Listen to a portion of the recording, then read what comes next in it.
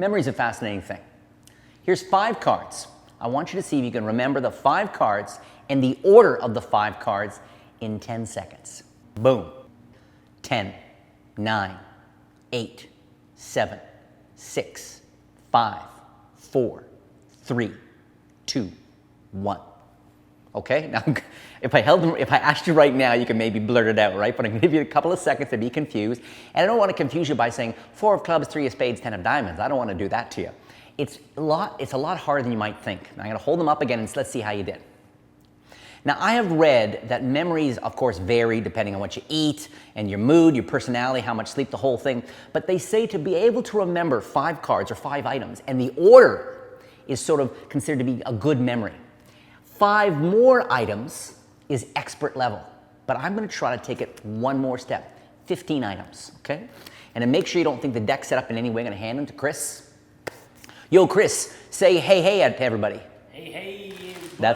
There he is. That's Criss doing his thing. Shuffle them up, okay? Give them to me right now, okay. So not 5, not 10, 15. 1, 2, 3, 4, 5, 6. Oops, 6, 7, 8, 9, 10, 11, 12, 13, 14, 15. Okay? Here we go. 10 seconds. 10 seconds. Here we go.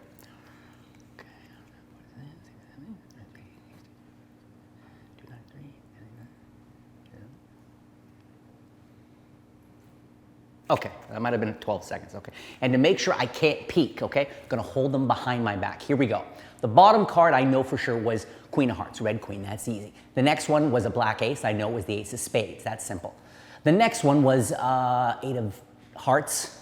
See, the first few are not hard, the next was the 10 of Hearts, okay. I find I can usually get 3 diamonds,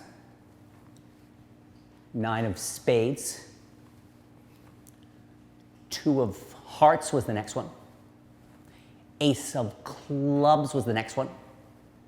3 of spades. And these last couple, 5 of diamonds. Diamonds, I think it was 5 of diamonds. 7 of spades. And I find generally, maybe ironically, the last few, it's a primacy and recency. 6 of spades. And 6 of diamonds. And 4 spades, okay? And finally, I think it was 3 of hearts, I'm hoping. And I think it was 7 of clubs then to kind of round things out. Good memory. I love tricks that sort of play in that space between the believable and the unbelievable, the scientific and the magical, you know? And this is a great example. Now, this is based on a very old principle, I'm sure some of you will know it, called the 1 ahead principle. Now, I have done this with a whole deck. Not just 5 cards or 10 or 15. I have performed this at a certain time and place. Often it's the kind of thing when you're hanging out with friends, you've done some magic and you say, let me try something else. I've been handling cards for a long time, trying to work on my memory. I want to go to Vegas to do card counting or this kind of thing. And you kind of back into it, real casual. And then you can do the whole deck. Have someone shuffle the cards. Don't tell them you're going to memorize the whole deck. So let them shuffle the deck. Take it, say, give me 2 minutes. And take 2 minutes to just go.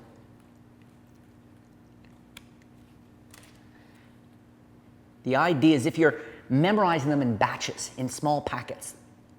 And people, again, people will buy into this stuff and it's a great opportunity to perform your acting, okay?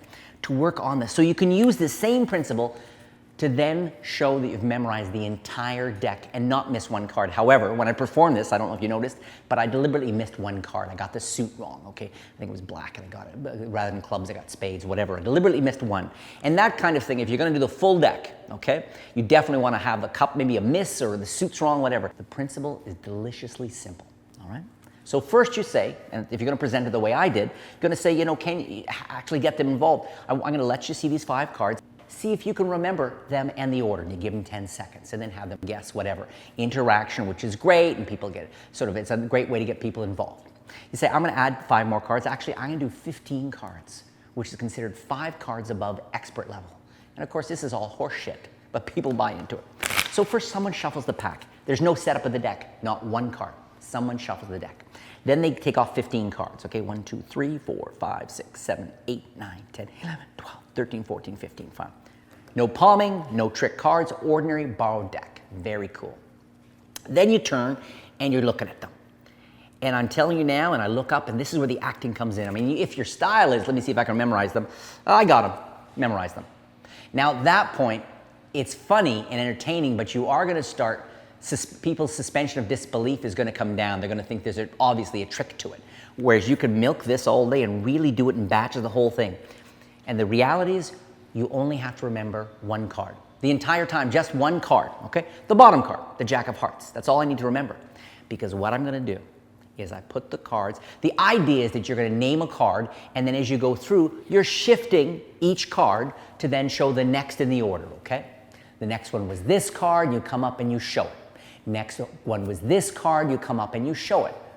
Totally fair. It looks like almost a science experiment, fairness. But behind my back, I'm gonna take the bottom card, okay? That's the only one I have to remember.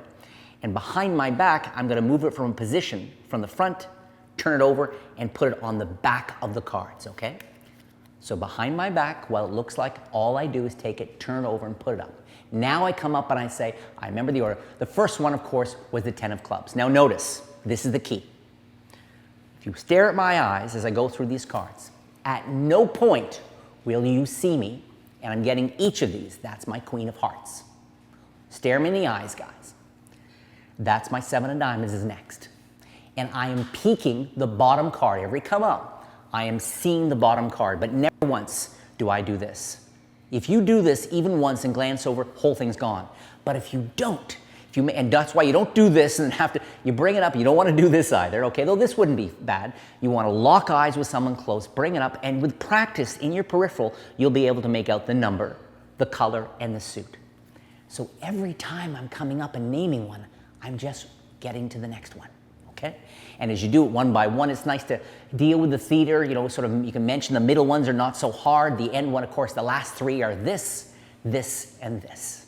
So like I said, you can do it with an entire pack, but if you do it with just 15 cards, nothing to palm, nothing, you know, no setup, nothing to get rid of. It's, you know, it's cool to be able to do some great magic and some sleight of hand, but this is truly the kind of thing that you bend people's mind by demonstrating that your mind is a mind-bending mind. No magician in the world of magic is as lucky as I am, thanks to you guys. You guys have been awesome to me from the start. I love the support you've given me on this channel. Thank you so much. Please keep posting your comments. If you like this video, of course, click that like button. If you're not a subscriber, what are you, nuts? Click the subscribe button.